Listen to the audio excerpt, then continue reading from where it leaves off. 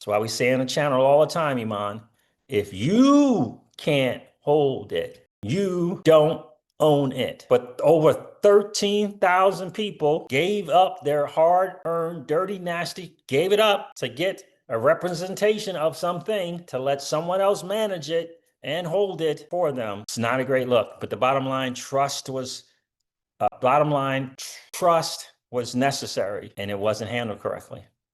Giving up your stuff and now having to trust an entity to do the right thing has got them in this situation. Because people put their assets in the hands of other people under the guise of some representation thereof are now in this position. That's why we say on the channel all the time, Iman, if you can't hold it, you don't own it. If you can't hold it, you don't own it.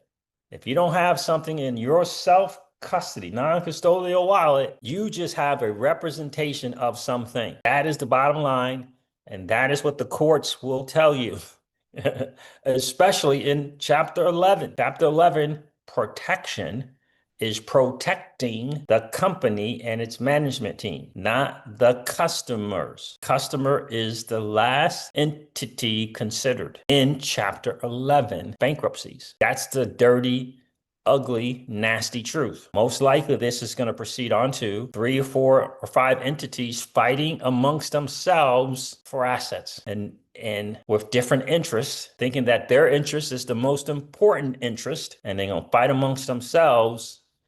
Typical lawyer strategy is going to get those entities to fight amongst themselves for the scraps. Because they're saying because Bill Saris and other management didn't transfer the Ripple shares, the Circle shares, the SpaceX shares into the proper LLCs, segregated accounts. They didn't do all that the right. They didn't do it. They didn't do it. And that's always the challenge, is you don't know what's going behind closed doors. You're trusting that somebody's going to do the right thing and or the things that they're supposed to do with your stuff. That is the challenge. And until we can maturely walk away from that kind of thinking, this kind of stuff can happen. It only takes one person to become a fraud.